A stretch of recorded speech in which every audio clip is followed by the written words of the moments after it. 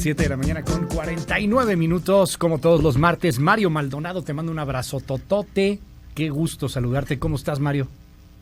Querido Luis, ¿qué tal? Muy buenos días. También me da mucho gusto saludarte a ti y a tu auditorio. Oye, pues hay ahí varios temas. El asunto del costo, dice la frase, ¿no? Lo barato sale caro. Y no querer utilizar el fondo y la línea de crédito que tenemos en varias instituciones internacionales, entre ellas, por ejemplo, el Fondo Monetario Internacional, pues nos está saliendo muy caro. Eso sí, con la bandera ideológica de poder decir que no endeudamos al país o cosas por el estilo, aunque el mundo entero ha entrado en una deuda para pues poder solventar esta que se antoja como la crisis más fuerte económicamente hablando de al menos hace 100 años, y en una de esas esta pega mucho más que la del famoso crack del 29, querido Mario. Así es, Luis, y yo te diría que otra frase que me pusieron en Twitter hace ratito, el dinero más caro es el que no se tiene, y es lo que estamos pagando. Exacto. Justamente por no utilizar esta línea de crédito flexible, que, a ver, para poner en contexto al auditorio, es una línea de crédito que el Fondo Monetario Internacional le otorga a algunos países para utilizarla en casos de emergencia, en casos de crisis, precisamente como el que estamos teniendo actualmente. De hecho, hay países que están haciendo fila en el Fondo Monetario Internacional para ver si les acepta una línea de crédito que México, pues muy prudentemente, ha mantenido desde el 2009, cuando nos pegó también esa otra crisis internacional que importamos de los Estados Unidos, una crisis financiera completamente distinta a la que ahora tenemos, pero desde ahí México fue con el Fondo Monetario Internacional, le otorgó esta línea de crédito flexible, que en ese entonces fue por más dinero que el que ahorita tenemos, que son cerca de 40,000 millones de dólares, y que bueno, pues México puede echar mano de esa línea de crédito, que además se le otorgó sin que México presentara muchas garantías, es decir, es una línea de crédito por la cual ciertamente los países tienen que pagar. Entonces, el caso de México es que la ha mantenido desde el 2009 y actualmente puede echar mano de esta línea de crédito. El asunto es que si la utiliza o no la utiliza, de todos modos le tiene que pagar al FMI pues cierta cantidad de dinero al año por mantener abierta esta línea de crédito. Este año, fíjate nada más, Luis Auditorio, le va a tener que pagar México al Fondo Monetario Internacional 159 millones de dólares por tener esta línea de crédito abierta, que como digo, es un seguro, es decir, es una línea de crédito que te permite hacer frente a emergencias, a crisis tan fuertes como la que estamos viviendo. Esto yo lo pongo en contexto de lo que es este show de la venta del avión presidencial y de la rifa y de todo lo que involucra ese asunto, porque el presidente López Obrador ha dicho muy claro, necesitamos esos 120 millones de dólares que nos ofrecen por el avión presidencial y los necesitamos para reequipar los hospitales, las unidades médicas del sector público y hacer frente a esta crisis de salud. Bueno, pues tendrá que voltear a ver el presidente cuánto estamos pagando, cuánto le vamos a pagar al FMI por esta línea de crédito, que a ver, es muy importante tenerla, primero porque le da certeza a las empresas y a los bancos y al sistema financiero, tener esta línea de crédito. Es un chaleco antibalas, tal cual lo describía con esas palabras Arturo Herrera hace ya varios meses, cuando decía, a ver, si llega una crisis en México, no tenemos de qué preocuparnos porque tenemos chalecos antibalas, y uno de esos chalecos es la línea de crédito flexible con el Fondo Monetario Internacional.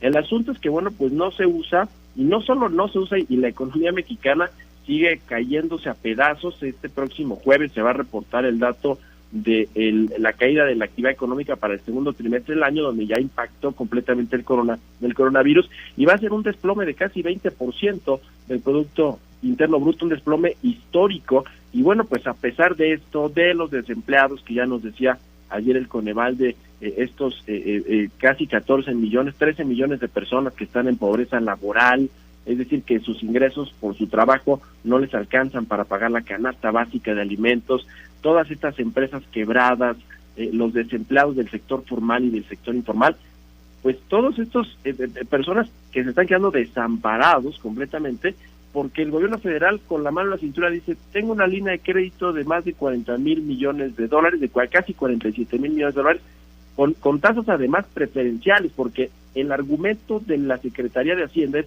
yo no puedo salir a los mercados internacionales a pedirle a un banco de inversión que me preste dinero, porque yo le tengo que pagar tasas muy altas. por obtener crédito, y eso a México pues no le conviene.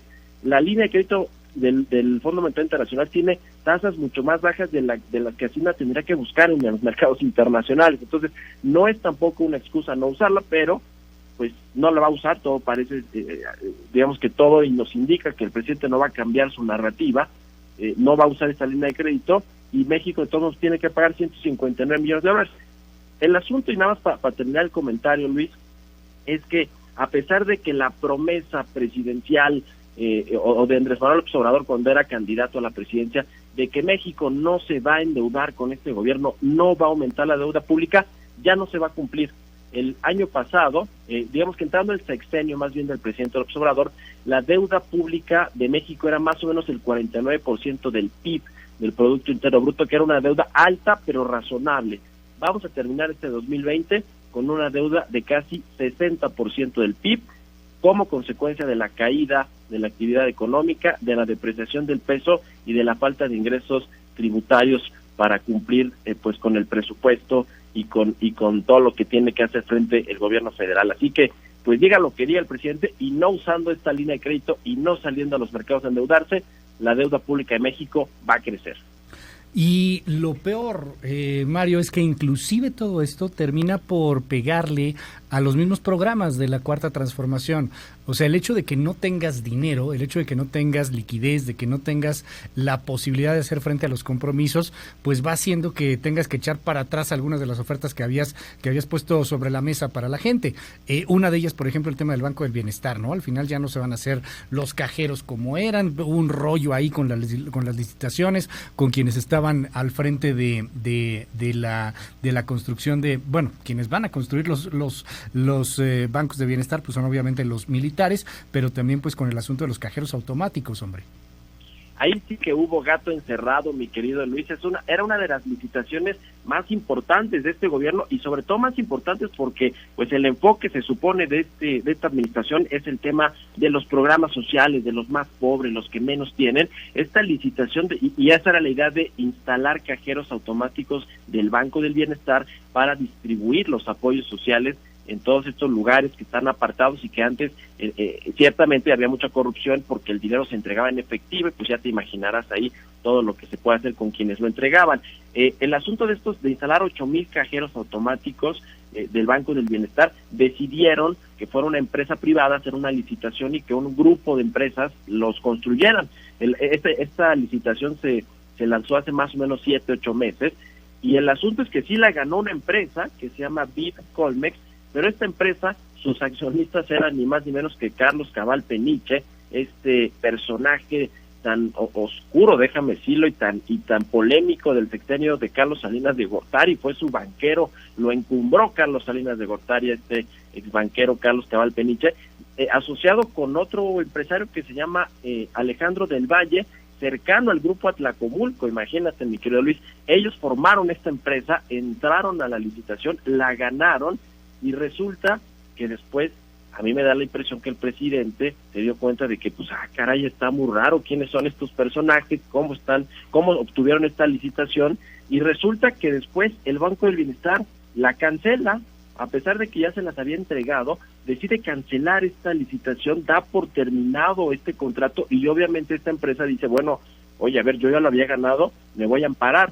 Y eso salió ayer o antier Reforma, creo que ayer salió en la portada del Reforma, y hoy resulta que ya se desistió de este amparo la empresa de Bitcolmex, y entonces va a aceptar que el Banco del Bienestar le haya quitado ese contrato así como así. Yo digo que hay gato encerrado porque además esto precipitó la salida de Rabindranath Salazar, que era el titular del Banco del Bienestar, lo llevaron a la Subsecretaría de Gobernación, y entonces pues este asunto ya se quedó ahí en el limbo, porque ni los va a construir una empresa privada. Creo que van a cambiar el asunto, es decir, que con el presupuesto que tiene el Banco del Bienestar van a crear algunas sucursales, por supuesto que van a ser mucho menos que 8,000 cajeros que se pretendían poner en el país, pero si hay un gato encerrado ahí, y a mí me huele, mi querido Luis, a un asunto de corrupción, de que se entregó un contrato que no estaba con todas las de la ley. Hay que decir que este gobierno es malo, creo que para muchas cosas, siendo honestos, pero es muy malo para licitar.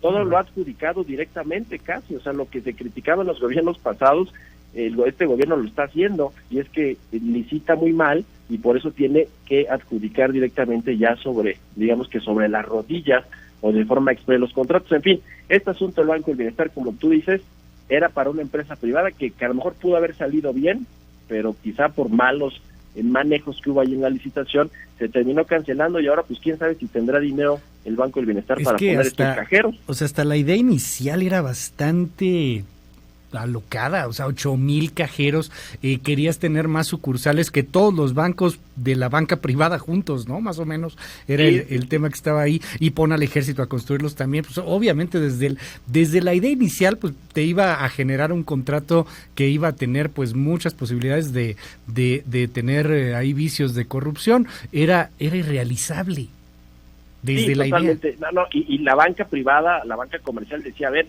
podemos hacer una alianza, una alianza en la que de verdad no ganen comisiones ni mucho menos, pero con todos los corresponsales bancarios o con las propias sucursales que hay en algunas de estas localidades donde se entregan los programas sociales, pues a ver, hagamos esta alianza. Y además, si me apuras, el asunto es que ya los cajeros más bien van de salida, o sea, la gente está migrando a las plataformas electrónicas para hacer sus transacciones y demás. Digo, creo que obviamente para los lugares alejados tampoco es como que tengan mucho acceso ni siquiera al internet o a todos los servicios de telecomunicaciones o a los smartphones para hacer todas estas transferencias, pero sí vamos a ir hacia allá eventualmente. Entonces parecía también un sinsentido, como tú dices, incluso que le quisieran otorgar esta construcción de los cajeros al ejército, que está en todo, pero no sabe, o sea, no, era muy raro todo este asunto. Creo que hasta se terminó cayendo por el bien de todos, mi querido Luis, esta licitación, y a ver cómo se resuelve ahora el asunto. Por lo pronto, ya el gobierno federal tiene alianzas con 3 o 4 bancos grandes